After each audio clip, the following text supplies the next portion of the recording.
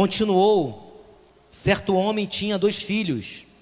O mais moço deles disse ao pai: Pai, dá-me a parte dos meus bens que me cabe. E ele lhes repartiu os haveres. Passados não muitos dias, o filho mais moço, ajuntando tudo o que era seu, partiu para uma terra distante e lá dissipou todos os seus bens, vivendo dissolutamente. Depois de ter consumido tudo, sobreveio àquele país uma grande fome, e ele começou a passar necessidade. Então ele foi e se agregou a um dos cidadãos daquela terra, e este o mandou para os seus campos a guardar porcos. Ali desejava ele fartar-se das alfarrobas que os porcos comiam, mas ninguém lhe dava nada. Então, caindo em si, disse: quantos trabalhadores de meu pai têm pão com fartura, e eu aqui morro de fome. Levantar-me-ei e irei ter com meu pai, e lhe direi: Pai, pequei contra o céu e diante de ti. Já não sou digno de ser chamado teu filho. Trata-me como um dos teus trabalhadores. E levantando-se, foi para seu pai. Vinha ele ainda longe, quando o seu pai o avistou, e compadecido dele, correndo, o abraçou e beijou. E o filho lhe disse: Pai, pequei contra o céu e diante de ti, já não sou digno de ser chamado teu filho. O pai, porém, disse aos seus servos: trazei depressa a melhor roupa, vestiu, ponde-lhe um anel no dedo e sandália nos pés. Trazei também e matai o novilho cevado. Comamos e regozijemo-nos, porque este meu filho estava morto e reviveu, estava perdido e foi achado. E começaram a regozijar-se. Ora, o filho mais velho estivera no campo, e quando voltava, ao aproximar-se da casa, ouviu a música e as danças. Chamou um dos criados e perguntou-lhes: que era aquilo? E ele informou: veio teu irmão, e teu pai mandou matar o novilho cevado, porque o recuperou com saúde. Ele se indignou e não queria entrar. Saindo, porém, o pai procurava conciliá-lo, mas ele respondeu a seu pai: há tantos anos que te sirvo, sem jamais transgredir uma ordem tua, e nunca me destes um cabrito sequer, para alegrar-me com os meus amigos. Vindo, porém, esse teu filho, que desperdiçou os teus bens com meretrizes, tu mandastes matar para ele o novilho cevado. Então lhe respondeu o pai: meu filho, tu sempre estás comigo, tudo que é meu é teu. Entretanto, era preciso que nós regozijássemos e nos alegrássemos, porque esse teu irmão estava morto e reviveu, estava perdido e foi achado. O Senhor tem nos abençoado tremendamente, porque quando eu falo do Pai, esse Pai aqui, que a palavra de Deus nos representa, que nos mostra nessa palavra, representa, faz a tipologia do nosso Deus. E às vezes nós não estamos contentes com aquilo que Deus tem nos dado, queremos sempre mais. E isso não é errado, eu não quero dizer para você que é pecado querer mais, mas o que nos mostra o texto é que esse jovem não estava disposto a esperar o tempo certo, a esperar a hora certa, o momento certo. E isso que me chama a atenção, porque a gente sabe que o Deus que nós servimos é o Deus que está sempre de braços abertos para nos abençoar, está sempre de mãos estendidas para nos abençoar. Mas o que falta às vezes em nós, como filhos do Senhor, é esperar o tempo certo, é esperar o momento certo, porque quando a gente espera o momento certo, a bênção vem na hora certa, as coisas vão acontecer na hora certa. Mas quando nós nos precipitamos, a tendência natural dessa precipitação é nos levar à ruína, é nos levar a caminhos que não são os caminhos que Deus tem para nós. É comum às vezes a gente estar buscando atalhos, e sabemos que esses atalhos ele vai sempre nos levar por caminhos que não são bons. A palavra do Senhor chega a dizer que aquilo que Deus tem para nós é o melhor. E aí chega a dizer que há caminhos que para o homem parece ser bom, mas ao final é caminho de morte. Quando nós observamos aqui nesse contexto, a história desse jovem não é diferente. Ele estava sob a proteção de seu pai, ou seja, estava sob a proteção do seu Deus, trazendo para nós hoje, contextualizando, nós estamos sob a proteção do nosso Deus.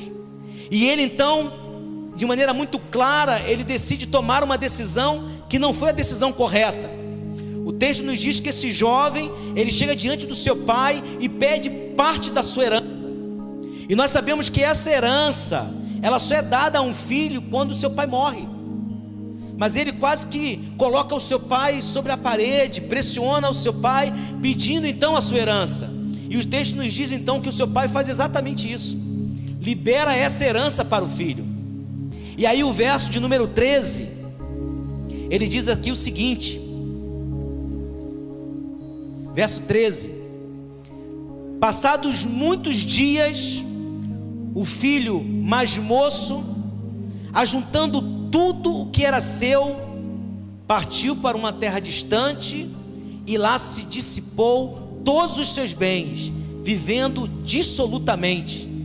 É interessante que você entenda que o pai dá a parte da herança a esse filho, mas não diz para o filho que ele saia da sua casa. Ele não fala isso, porque o texto nos diz que passa algum tempo para que esse filho saia da sua casa. E aí a gente vai entender que então o pecado entra na vida desse jovem, e a partir disso ele começa a tomar essa decisão errada, e a primeira coisa que ele faz aqui então é afastar-se do pai. Afastar-se do pai. Ou seja, ele sai da presença do Senhor, da presença do seu pai, e ele vai em busca dos prazeres humanos. Irmãos, preste bem atenção nisso, porque isso se enquadra também ao nosso contexto igreja. Quantas pessoas talvez você conheça, quantas pessoas talvez você passe a lembrar agora, que estava na igreja, que estava na presença do Pai, e que se afastou, ou seja, talvez tenha pedido parte dessa herança, e esteja hoje vivendo aí fora no mundo, vivendo de maneira dissoluta, vivendo a sua vontade, vivendo em busca dos seus prazeres carnais, humanos. E aí as consequências ela vem. A consequência ela vem. A primeira consequência do pecado aqui que entra na vida desse jovem foi justamente isso: se afastar da presença do pai. Eu me afasto da presença do pai, eu me afasto daquilo que é o melhor para mim, eu me afasto da segurança, vou em busca dos prazeres. A segunda consequência que a gente vê na vida desse jovem, a consequência desse pecado, é o que vai gerar na vida dele. Ou seja, o texto nos fala que esse menino, esse jovem, ele passa a viver uma vida de miséria, ele passa a viver uma vida de fracasso, e ele passa a viver uma vida de solidão. Por que ele passa a viver dessa forma? Porque o prazer carnal, o prazer de estar longe da presença do Senhor, o prazer de vivenciar o mundo, ele ocupou o primeiro lugar na vida desse jovem. Eu não sei, na verdade, qual é o seu prazer, porque isso é algo muito pessoal. Você que está nos vendo aí na sua casa, eu não sei qual tem sido o seu prazer, mas o que eu quero te dizer nesta noite é que não existe nada melhor do que viver uma vida em adoração ao Senhor. Não existe nada melhor de nós estarmos na presença do Senhor, dando a nosso Deus a nossa vida, a nossa entrega, o nosso desejo, o nosso melhor a Ele. Ele estava na casa do Pai, ele tinha proteção, mas entrou o pecado na vida dele, e quando esse pecado entra na nossa vida, essas consequências do pecado também vai afetando a cada um de nós. Entra a miséria, entra o fracasso, entra a solidão. Às vezes nós estamos até cercados de pessoas, mas estamos vivendo uma vida vazia. Às vezes no meio das pessoas até brincamos, sorrimos, nos alegramos, mas quando chegamos na nossa casa, bate uma solidão, porque sentimos um vazio.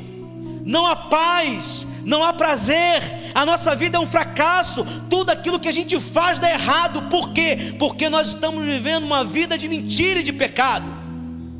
E isso então me chamou a atenção. A palavra do Senhor diz que esse jovem entrou em uma decadência tão grande, que o desejo dele era comer a comida dos porcos. A minha versão fala alfarrobas, em outras versões vão falar bolotas. E aí eu fui buscar o que seria o significado dessa comida, né, que os porcos comem. Irmãos, hoje, não sei se é do tempo dos irmãos, né, os porcos, algumas pessoas dão aos porcos lavagem, né, que é sobra de comida. Existem muitas pessoas que criam porcos, e essas pessoas elas vão no final da feira, aonde dizem que aquilo que está no final da feira tem um nome, né? Desse ver se os irmãos são conhecedores. Xepa. Existem pessoas que passam por tantas necessidades que vão na feira ao final dela para comprar a xepa, porque é mais barato. Às vezes aquela comida ali não é uma comida agradável, porque tem sobra de pontas que estão estragadas. Mas às vezes as pessoas estão passando por tantas necessidades que elas vão ali e nem compram às vezes essa xepa. Elas pegam essas xepas. E aí onde eu quero chegar, que existem pessoas que pegam essas xepas para fazer essa comida e dar aos porcos. Mas quando a gente vai olhar aqui e vai falar dessas bolotas, dessas alfarrobas, querido, essa comida que era dada ao porco, ela era inferior a essa que você hoje chama de xepa e de lavagem. Ao nível que esse homem chega, ele passa a ter o desejo de comer aquilo ali, porque ele já não tinha mais nada. E aí a palavra do Senhor diz que ele começa a lembrar do seu pai, começa a lembrar dos empregados do seu pai, que tinham a segurança, que tinham o alimento, que recebiam o seu salário. E aí começa a gerar nele essa saudade. Eu vou voltar para aquele lugar, mesmo que o meu pai não me receba como filho, mas que ele me receba como empregado. Eu estou conjecturando. Às vezes nós nos encontramos nessa condição. Existem pessoas que estão aí fora sofrendo, vivendo nessa condição de viver uma vida abaixo da xepa, vivendo uma vida onde na verdade estão tão carentes e tão necessitados, querido, que quando a gente olha para nós, quando a gente chega e entra pelas portas da igreja e podemos levantar os nossos braços aos céus, podemos erguer a nossa voz em adoração ao Senhor, é motivo de nós estarmos exaltando e glorificando a Deus e entender: Senhor, muito obrigado, Pai, muito obrigado porque eu faço parte dessa filiação, muito obrigado porque outrora eu estava perdido, outrora eu não tinha nada, outrora era um miserável, era um fracassado, outrora eu estava vivendo na solidão, mas hoje, Senhor, eu faço parte do Teu reino, hoje eu posso adorar, hoje, Senhor, eu sou Teu filho e eu tenho certeza que Tu tem o melhor para mim. Aleluia! Deus sempre tem o melhor para aqueles que o reconhecem, para aqueles que se comprometem com Ele, para aqueles que não querem simplesmente se envolver na casa dEle, na obra dEle ou na presença dEle, mas para aqueles que querem assumir um compromisso real com Ele. Porque quando eu me comprometo com Deus, Ele se compromete comigo. E aí começa a entrar então um processo diferente na vida desse jovem. O primeiro processo foi o pecado, que trouxe para ele o afastamento da presença do Pai, que trouxe para ele a separação, que trouxe para ele o prejuízo de uma vida não mais sociável, porque ele já não tinha mais isso, ele já não tinha como mais viver em sociedade, ele já não tinha mais nada, ele estava perdido. Mas então entra o segundo processo, e é tão interessante dizer isso, porque quando ele começa então a cair na real, a entender que quando ele estava na presença do Pai, era o seu melhor lugar, era a sua segurança, é gerado nele então, nós vamos ler aqui o verso 17 e 19. Então, caindo em si, repita assim comigo: caindo em si, disse: quantos trabalhadores de meu pai têm pão com fartura, e eu aqui morro de fome. O texto mostra que é uma exclamação, ou seja, essa exclamação representa que aquele homem, ele grita, Então a leitura correta seria essa aqui, ó. Então, caindo em si, disse: quantos trabalhadores de meu pai têm pão com fartura, e eu aqui morro de fome. Ele exclama, ele grita. E aí continua: levantar-me-ei, e irei ter com meu pai, e lhe direi: Pai, pequei contra ti e contra o céu, já não sou digno de ser chamado teu filho. Trata-me como um dos teus trabalhadores. Sabe o que a gente vai ver aqui? Sabe o que a gente vai extrair daqui, querido? É que começa a gerar nesse homem o arrependimento. Ele começa a olhar para trás. Ele começa a ver: meu Deus, olha de onde eu saí. Ele começa a pensar: olha onde eu estava. Eu queria que você começasse a entender isso agora, nesse momento. Olha aonde você está. Ou talvez você começasse a questionar: olha da onde eu saí. Então olha bem da onde você saiu e olha onde você está agora. Ou talvez você esteja dentro de você dizendo: meu Deus, olha a situação que eu me encontro. Comece a olhar para você de forma diferente. Comece a entender que existe um Deus que cuida de você.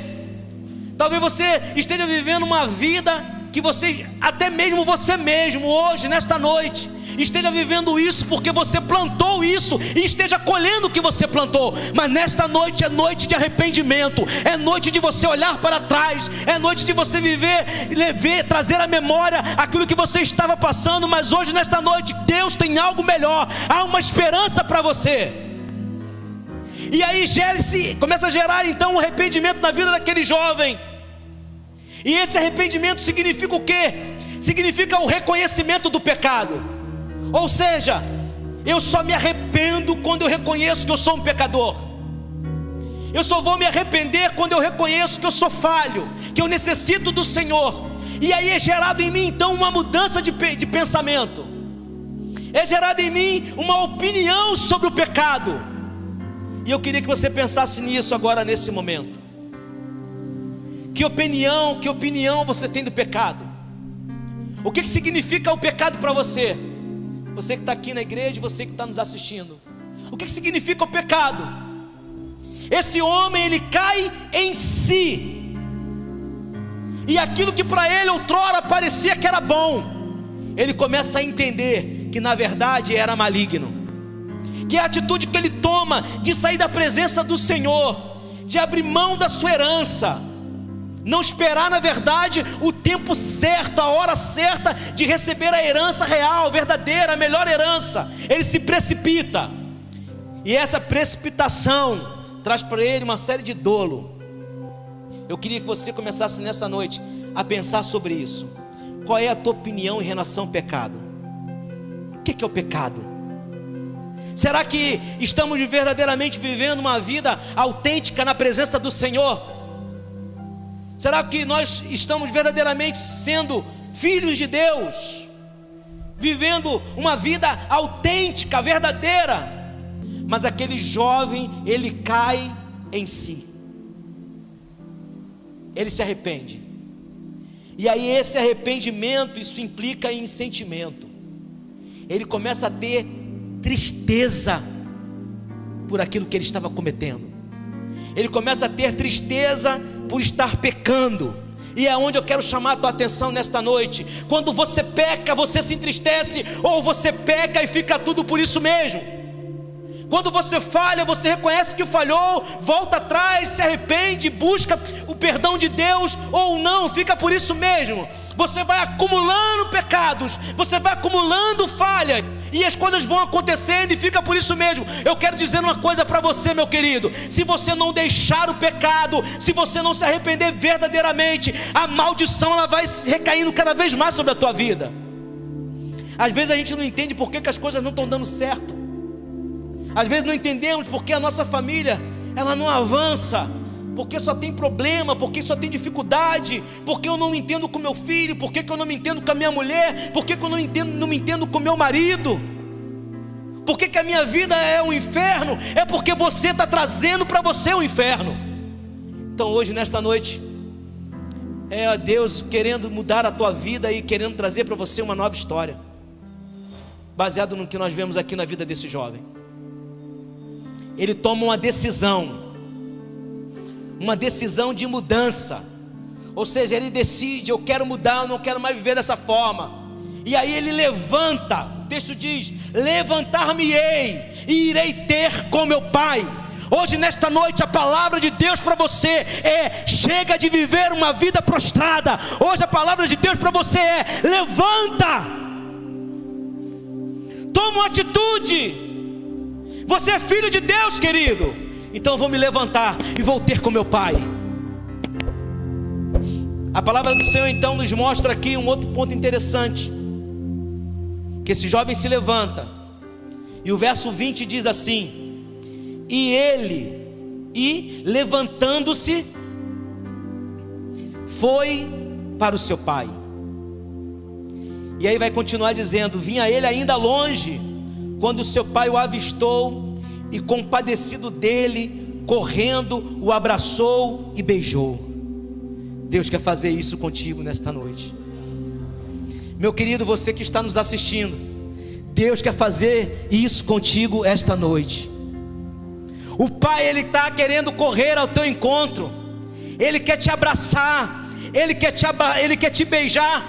O que a gente extrai da vida desse jovem que houve o arrependimento, e esse arrependimento gera então uma mudança que nós chamamos de conversão. Ele levantou-se e foi ao encontro do seu pai. Isso nos mostra que essa conversão, antes, esse arrependimento, ele gera uma ação. Ou seja, que para que eu me arrependa, é necessário uma atitude, é necessário um verbo, é necessário uma ação. Hoje, nesta noite, para Deus mudar a tua vida, é necessário uma ação. Deus só vai mudar a sua vida se você se levantar, querido. Deus só vai mudar a sua vida se você tomar uma atitude. Eu não sei como é que você chegou aqui hoje, eu não sei como é que você está aí na sua casa, mas o que eu quero te dizer, e tenho certeza, é que se você tomar uma atitude, se você se levantar, Deus vai mudar o quadro da sua vida.